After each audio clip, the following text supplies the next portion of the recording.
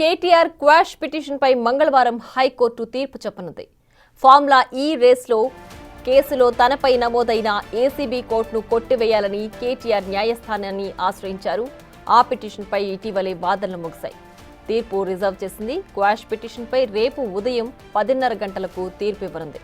మరోవైపు రేపు ఈడీ విచారణకు హాజరు కావాల్సిన కేటీఆర్ హైకోర్టు తీర్పు వచ్చే వరకు సమయం ఇవ్వాలని కోరారు.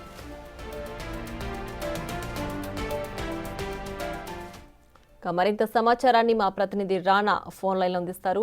రాణా, ఈ ఫార్ములా కేసు దీంట్లో కీలక పరిణామం చెప్పుకోవచ్చు.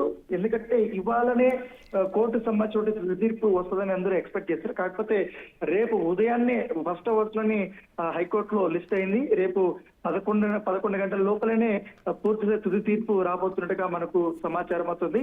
సో దానికి సంబంధించినటువంటి రిజిస్టర్ లో లిస్టింగ్ కూడా ఈ కేసు కూడా అయింది. అయితే ఈ కేసుకు సంబంధించిన అంశమే తుది తీర్పుకి సంబంధించిన అంశం మీదనే ఇవాళ ఈడీకి రాసినటువంటి లెటర్ లో కూడా కేటీఆర్ ప్రస్తావించారు. ఎందుకంటే ఇంకా నా క్వాష్ పిటిషన్ సంబంధించి తుది తీర్పు ఇంకా రాలేదు కాబట్టి అది వచ్చేంత వరకు నాకు హాజరు కావడానికి మినహాయింపు కావాలి. అప్పుడు నేను ఖచ్చితంగా మీకు సహకరిస్తాను. అప్పటి వరకు నేను రాలేనంటూ కూడా ఈడీ అధికారులకి ఆ నోటీసు కూడా ఇచ్చినటువంటి నేపథ్యం కనబడుతుంది. వాళ్ళకి సమాధానం కూడా పంపించే పరిస్థితుల్లో రేపు ఉదయమే కేసుకు సంబంధించింది అంటే క్వాష్ పిటిషన్ తోసిపుచ్చుతారా, లేకపోతే కంటిన్యూ చేస్తారా, లేకపోతే వేచి చూడాల్సిన అవసరం ఉంది. ఎందుకంటే రేపు హైకోర్టు ఇచ్చే తీర్పు అనేది ఈ కేసులో చాలా కీలకంగా భావిస్తుంది.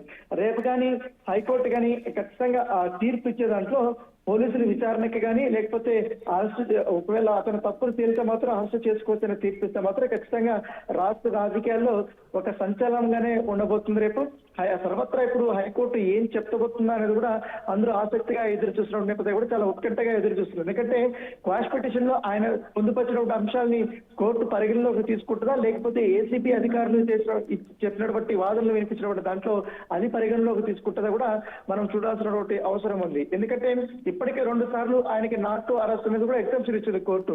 సో ఇలా వచ్చిన నేపథ్యంలో రేపు తుది తీర్పు కాబట్టి రేపు తుది తీర్పులో కేటీఆర్ కి ఊరట లభిస్తుందా, లేకపోతే బిగ్ షాక్ తగలబోతుందా అనేది కూడా తేటతలం అయిపోతుంది. సో ఇప్పుడు ఉన్నటువంటి దీని ప్రకారం ఖచ్చితంగా ఏసీబీ అధికారులు చాలా కాన్ఫిడెంట్ గా ఉన్నారు.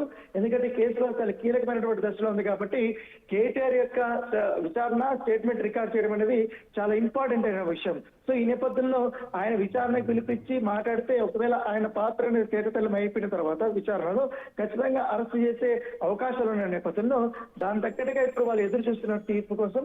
సో వాళ్ళు కూడా చాలా కాన్ఫిడెంట్ గా ఉన్నారు. ఎందుకంటే ఇప్పటికే కోర్టుకి సమర్పించాల్సిన అన్ని డాక్యుమెంట్స్ మేము సమర్పించాం. మా వాదనలో కూడా మేము బలంగానే వినిపించామనేసి కూడా ఇటు ఏసీబీ నుంచి కూడా అధికారులు భావిస్తున్నారు. సో రేపు చూడాలి. రేపు 10:30 లోపల పూర్తి అయితే వివరాలు అయితే మనకు వచ్చే అవకాశం ఉంది. దాంతోపాటు ఇప్పటికే చాలా క్లారిటీ ఇచ్చేశారు.